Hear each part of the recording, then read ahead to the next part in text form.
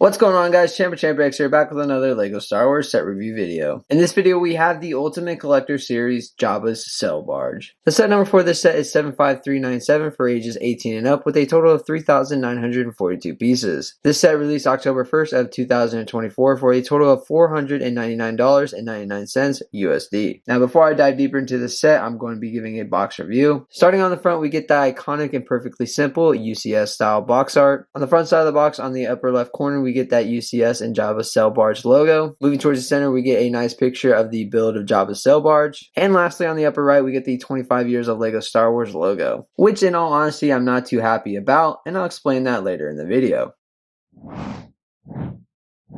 Moving on over to the back side of the box, we get a better view of the Sail Barge opened up to allow us to see the interior better. We also get a look at the display stand and the minifigures included in this set, as well as the dimensions for Jabba's Sail Barge. Moving down below, we get quite a few action pictures from the movie, as well as a couple photos inside the Sail Barge build.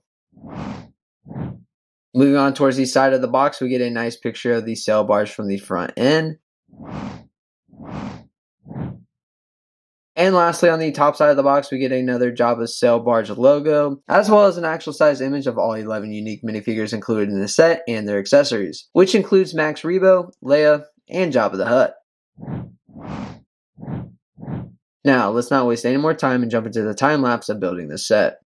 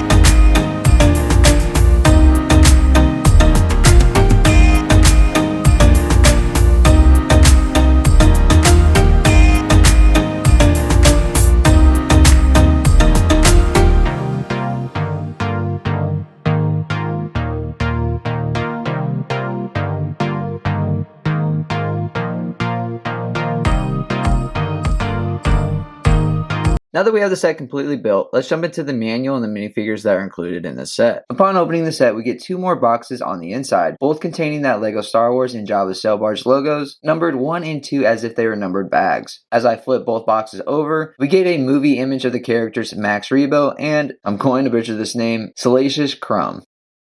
Now, starting off with the manual, as we open up and pull both of them out of the packaging, we get two thick instruction booklets with the front and the back view of the Sail Barge on the covers. As we open up the first manual, at the very front, we get a nice picture of the Sail Barge from the movie, as well as a nice paragraph from the design director and creative lead for the set. On the next page, we get a beautiful concept art along with some paragraphs about the Sail Barge. Moving on, we get an inside view of the Sail Barge and some paragraphs describing the overall goal for the interior. The next page contains a picture of some of the creators along with another LEGO Star Wars set that I will be talking about later in this video. You also get a picture of all the minifigures in this set and the designer's statement of recreating the overall scene from the movie. Following this page and onto the next, we get a view of the features included that the builders can access when completing this build. As you can see, there are quite a bit of removable parts that can be accessed inside this collector's set, such as the ladder well in the kitchen, Jabba's platform, and Max Rebo's space piano. On the next page, we also get a picture of the proper way to lift or pick up the set when moving. Now, this allows the build to stay fully connected and sturdy and not fall apart or break when transporting or moving around. Now lastly, overall these booklets combined contain a total of 873 steps and a total of 280 pages.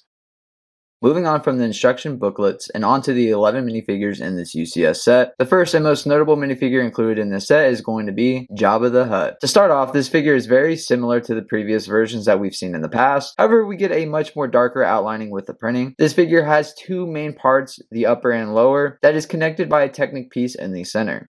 The upper piece is able to rotate a full 360 degrees around, and the arms are able to move up and down. On the bottom of the lower piece, we are able to connect this figure to pretty much any stud and the space that will allow this figure to fit into. We get a very nice and detailed printing of Jabba's face and rolls all around Jabba's body and tail. Lastly, on Jabba's right arm, we also get a nice printing of Jabba's Basilisk Khajiit clan symbol tattoo.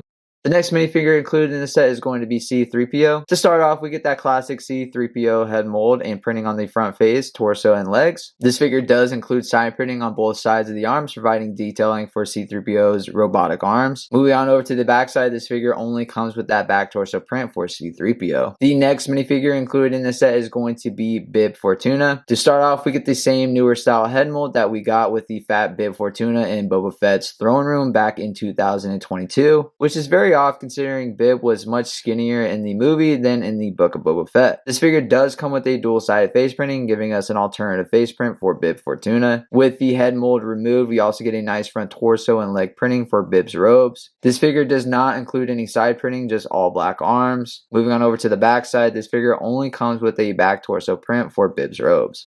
The next minifigure included in this set is going to be Woof. Now this character I did not think LEGO would recreate ever, but this figure does come with a newer headwear piece that is very unique for this figure. This figure does come with a dual-sided face printing, giving us an alternative face print for Woof. On the front, we get an accurate front torso print of Woof's vest and bandolier. This figure does not come with any side printing, just all tan arms. Moving on over to the back side, this figure only comes with a back torso print for the backside of Woof's vest and bandolier. Lastly, this figure does come with a small pistol blaster accessory piece. The next minifigure included in the set is going to be Max Rebo. Now this figure comes with pretty much the same head mold piece of Max Rebo we got before, just a darker shade of blue to match the rest of the body, as well as a different eye printing. This figure does not include printing on the body. The only print are Max's eyes on the head mold piece. Moving on over to the backside, we get a better view of the backside of that unique head mold piece. Lastly, this is by far one of the more exclusive figures, and I absolutely love that they included Max in this set. Moving on, the next minifigure included in this set is going to be Kithaba. Now this figure comes with a newer headwear piece that is very unique for this figure as well, that we have also seen on Vane from the Pirate Snub Fighter set. Now this figure does not come with a dual-sided face print, however we get a really good print expressing that Klatooinian species. On the front we get an accurate front torso print of Kithaba's vest and bandolier as well. On the side, this figure does not include side printing, just all tan arms. Moving on over to the back side, this figure only comes with a back torso print for the backside of Kithaba's vest and bandolier. Lastly, this figure does come with a larger musket style rifle accessory piece. The next minifigure included in this set is going to be Princess Leia from the movie. Now this figure comes with a very unique new hair mold for Princess Leia. We also get a dual-sided face print, giving us an alternative facial expression for Princess Leia. On the front, we get an accurate front torso and leg print of Leia's outfit, including a dual molded leg piece for Leia's skirt. This figure does not include side printing, just all nougat arms and the side of the dual molded legs. Moving on over to the backside, we get a better view of the backside of Leia's hair piece, as well as that nice back torso print providing extra detailing for Leia. Lastly, this figure is the 4th updated version that LEGO has come out with, and I would personally say that this is going to be a unique figure to the set alone.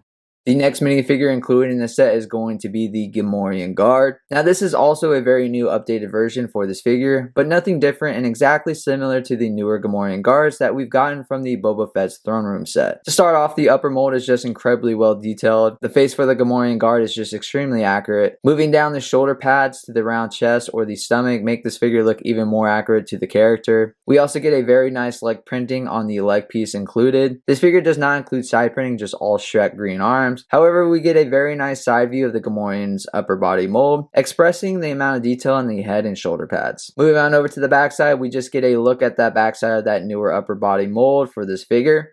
Lastly, this figure does come with that iconic smaller Gamorrean axe accessory piece. Moving on, the next minifigure included in this set is going to be Vizam. Now this is also a newer character that I honestly didn't expect LEGO to create. Vizam is most famous for his terrible turret shots on the sail barge. On the top, this character includes a new colorway for this head cap. Now this head cap is very similar to the head cap we got from Powell in the Rogue One set back in 2016. We also get a dual-sided print for this Nikto figure's headpiece. However, on the back it's just detailing for the backside of Vizam's head. On the front, we get an accurate front torso print of Vizam's armor. This figure does not include side printing, just all light sand blue arms. Moving on over to the backside, we just get a back torso print for the backside of Vizam's armor. Lastly, this figure does come with a large poleaxe accessory piece. And on a side note, I really like these newer Nikto head pieces because I just feel like we could really make a custom realistic Jedi Master I'm-a-gun-die that I hope someday LEGO can create.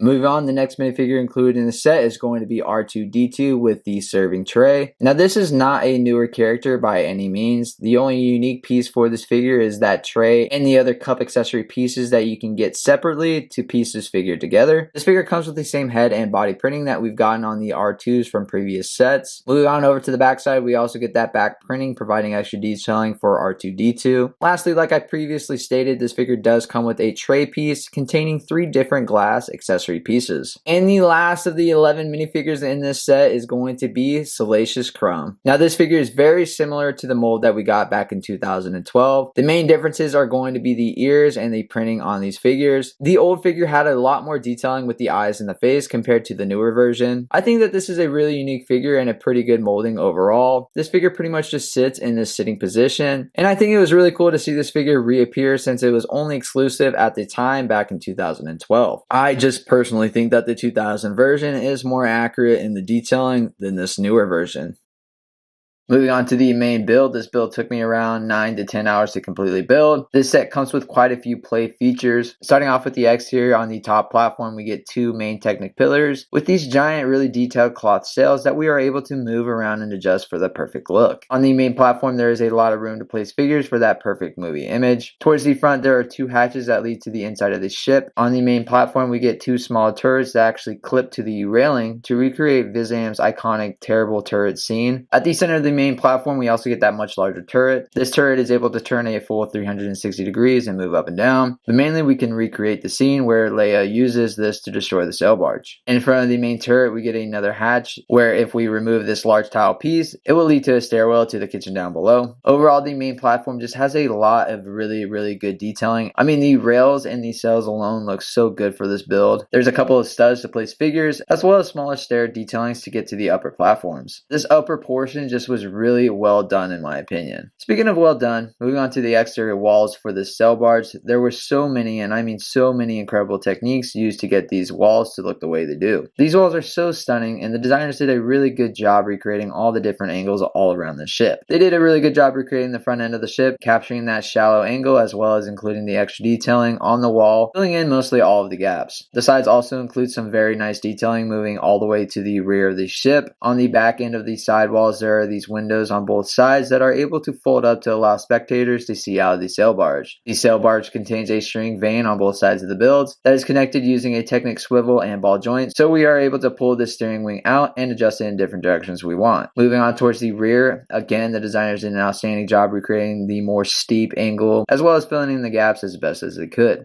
The 3 thrusters on the back look really well as they stick out a decent and accurate amount, allowing all of the sail barge fumes to exit out towards the back of the ship. And lastly, on the bottom side of the ship, we actually get a really well detailed trim, which I thought was incredible for the designers to include, and it makes the ship look so much better and sharp. Now, to get into the interior of the ship, all the walls on the ship, 6 in total, are able to fold down using a Technic clip piece, allowing a much easier access to the inside of the ship. We are also able to pull off the 2 main platform areas to get a much easier top-down perspective and access to the interior of the build. The interior comes with a lot of different rooms with the removable play pieces, as I mentioned before. Starting at the very front, we get the main cockpit for the sail barge, containing 2 pilot seats for our minifigures, as well as a really well detailed control console screen and a bunch of different control panels or switches. To get to the next room, we have a built-in sliding door to separate the cockpit from the rest of the guests on board. The next room on the sail barge is really more of an armory / detention area. In this room, we also get this larger ladder or stairpiece piece leading up to the main deck that can also be removed to open up the room. As you can see in the left corner, we get a little gel cell. This cell can actually be removed to allow builders to access the inside of the cell. With the cell removed, as you can see, we get a little door that is able to swing open. We also get a chair for our prisoners and some detailed walls. With the ladder well removed, on the back wall, we get a very nice weapon rack for the armory, as well as for the guards or bounty hunters on board the ship. Moving on to the next room, we have a really, and I mean really well detailed and designed kitchen for the barge. In the center, we get another stairwell or ladder that can also be removed to open up the space more. With the stairwell removed, you can really get a better look at the design for this kitchen and the techniques that were used. Inside the kitchen, we have a frog wandering around. There's a very well detailed stove with a flame and vent built into the wall. And of course, there's different varieties of food and dishes hanging around the kitchen, expressing the amount of unique details in such a small area. In the next room, we get the party room or Jabba's interior platform for the sail barge. Now, this platform can actually be removed to allow the builders to place our Jabba minifigure on the actual platform itself. We can also remove Max Rebo's red ball jet keyboard, or what I like to call a little space piano. The platform itself is really well designed using the studs not on top technique. Additionally, with this little stud, we can place Jabba on the platform. On the inside behind Jabba's platform, there's actually a little small chest containing the chain that Jabba uses on Leia. Moving on to Max Rebo's space piano, this is also really well designed. We can easily place our Max Rebo figure inside to play some sweet tunes on the barge. Lastly, I just wanted to show you this back room where Max's keyboard is located. In this back room, we have these pillars that really express the interior look from the movie. Moving on from the interior and onto the display stands included in the set. On the bottom of the actual sail barge, we get 3 built-in stands to not only support and hold up the ship for display, but to also kind of raise the ship off the ground as if it were hovering and flying. As usual for UCS sets, we get that unique plaque stand, where not only do we get the Jabba sail barge plaque, we also get a solid stand with a single stud to place our Jabba minifigure included in the set. Off to the right of Jabba, we get a nice little 25 years of LEGO Star Wars piece as well. Additionally, something new that was included in this UCS set is going to be this additional stand for the rest of the minifigures included in the set. Now, personally, I think this was a really nice addition, to be honest. For a set with this many figures, it's actually a really nice addition for displaying the other 10 minifigures. There are actually not many printed pieces included in the set, which can really show you how well the designers did with the amount of detailing for the ship. Now, the printed pieces included are mainly going to be located on the cockpit area of the sail barge, where we get a couple of sloped 1x2 and 1x1 round control console pieces for the cockpit's main controls. Moving on to the kitchen area, we get another 1x1 printed tile piece of some seats left on the top shelf. Moving away from the main ship, the main plaque stand contains our iconic UCS Jabba sail barge plaque that I actually really am pleased to see LEGO include a printed version versus a giant sticker from some of the other UCS sets. Additionally, we get that printed 25 years of LEGO Star Wars piece on the stand that I also mentioned earlier. As far as stickers, back to the cockpit area, we get 3 stickers detailing the main control console screens for piloting the sail barge. The next sticker is actually going to be located in that removable gel sail, where we get a large sticker detailing the walls of some graffiti and counting down the days. In the kitchen area, we get 2 2x2 stickers on the wall of some recipes for the cooks in the kitchen. In Jabba's stage room, off to the side on the wall, there's a nice picture of Jabba on his throne in Jabba's palace. Moving on to the last room in the sail barge, on Max's space piano, we get 2 curved stickers detailing the keys on the keyboard. On both exterior string vanes, we get some more larger stickers providing extra detailing for these steering pieces.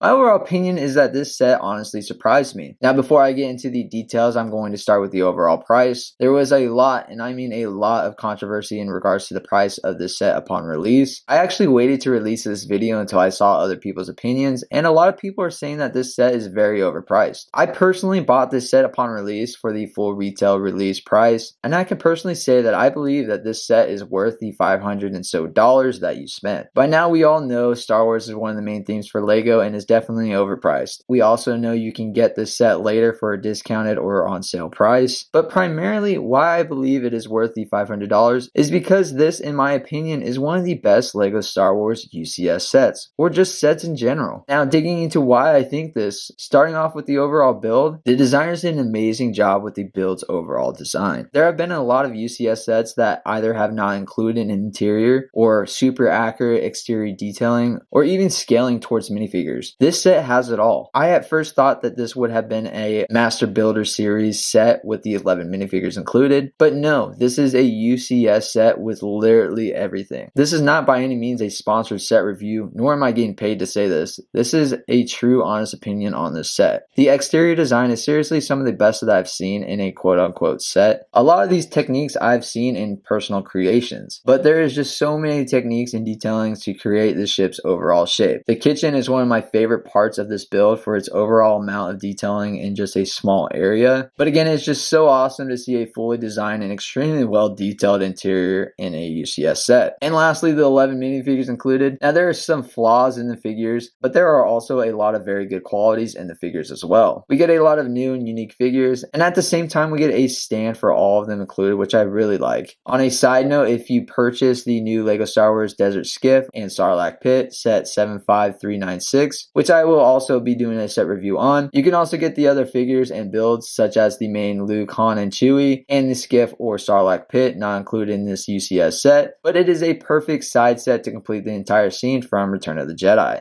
I absolutely love this set and it is now one of my favorite sets. Now, of course, if you want to save some extra cash and wait for it to go on sale, so you can put that extra cash towards the other 75396 Desert Skiff and Sarlacc Pit set, by all means, that is a great way to save money. But I have no problem or guilt spending $500 for this set. Now, if I were to change anything, it would be that 25 years of LEGO Star Wars logo and box art from this wave. I get it, 25 years of LEGO Star Wars. I just don't think it was worth changing the UCS style box art and possibly making this set more valuable for super collectors out there. I just wish LEGO kept that iconic newer UCS style box art and just included that printed piece by itself if people wanted to express the 25 years. Let me know what you guys think down in the comments below. Are you going to get this set? Are you not? And as always guys, if you like this video, make sure you hit that like button down below. It lets me know that you guys like these set review videos, and subscribe to the channel if you're new. That way you can stay up to date to all my latest content. Until then, this is Champ, and I'll see you in the next one.